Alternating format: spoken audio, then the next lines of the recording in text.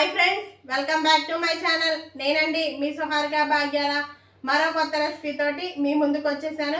కొత్త రెసిపీ ఏమిటి అనుకుంటున్నారా? మెంతుకూర పప్పు ఎలా చేసేద్దాం చూసేద్దాం। ఈ పెసరపప్పు నేను ఒక గ్లాస్ తీసుకున్నాను। అలాగే ఈ పెసరపప్పు వేపిన పెసరపప్పు అండి, చాలా టేస్టీగా బాగుంటుందండి పప్పు। ఇదిగోండి మెంతుకూర నేను శుభ్రంగా కడిగేసేసుకొని మట్టి అది ఉంటుందండి, అదంతా తీసేసి మెంతుకూర ఈ విధంగా క్లీన్ చేసేసుకున్నాను।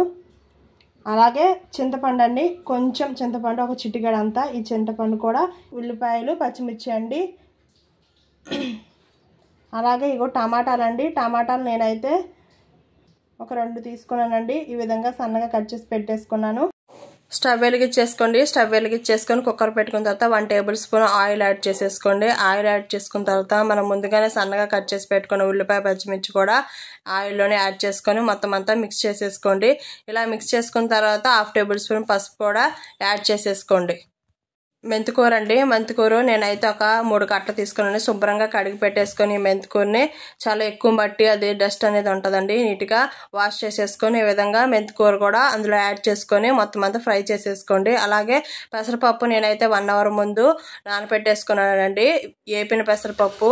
ఇలా మొత్తం అంతా మిక్స్ చేసుకొని ఒక 3 టమాటాలు కూడా యాడ్ చేసేసుకోండి। యాడ్ చేసుకొని మొత్తం అంతా ఈ విధంగా ఆయిల్లోని 5 to 10 మినిట్స్ పాటు మీడియం ఫ్లేమ్లో స్లోగా ఇలా గంటతోటి మిక్స్ చేస్తూ ఉండండి। అలాగే చింతపండు కొంచెం అంతా, మరి ఎక్కువ కాదు, కొంచెం చింతపండు తీసేసుకోండి। ఇలా చింతపండు కూడా యాడ్ చేసుకోండి।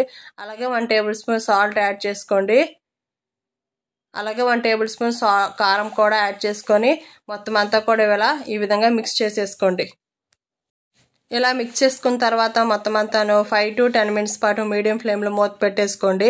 ఇలా మూత తీసిన తర్వాత ఆయిల్ అంతా పైకి తేలుతుంది। అలాగే 1 గ్లాసు వాటర్ యాడ్ చేసుకోండి। వాటర్ యాడ్ చేసుకొని మొత్తం అంతా కూడా ఇలా మిక్స్ చేసేసుకోండి। ఇలా మిక్స్ చేసుకొని ఒక 5 విజిల్స్ వచ్చేదాకా కుక్కర్ని ఈ విధంగా హై ఫ్లేమ్లో నుంచి కుక్ చేసుకోండి। అంతా ఉడికిపోయిందండి మెంతికూర పప్పు। ఇప్పుడు మనం దీన్ని తాలింపు పెట్టేసుకుందాము। ఒక గిన్నె తీసుకొని 1 టేబుల్ స్పూన్ ఆయిల్ యాడ్ చేసుకోండి। ఆయిల్ బాగా హీట్ అయిన తర్వాత వెల్లిపాయలునేమో ఎండుమిర్చి కూడా యాడ్ చేసుకొని ఆయిల్లోని ఈ విధంగా ఫ్రై చేసేసుకోండి। ఇలా ఫ్రై చేసుకున్న తర్వాత మొత్తం అంతా మిక్స్ చేసుకోండి। మిక్స్ చేసుకున్న తర్వాత 1 టేబుల్ స్పూన్ జీలకర్ర యాడ్ చేసుకోండి। జీలకర్ర అంతా వేగిపోయిన తర్వాత కరివేపాకు కూడా యాడ్ చేసుకోండి। కరివేపాకు యాడ్ చేసుకోవడం వల్ల చాలా బాగుంటుంది। అలాగే మనం ఈ పప్పునంతా కూడా అందులోని యాడ్ చేసేసుకోండి। మెంతికూర పప్పు రెడీ అండి। వేడి అన్నంలోని మెంతికూర పప్పు వేసుకొని కొంచెం నెయ్యి వేసుకొని తింటే చాలా టేస్టీగా ఉంటుంది।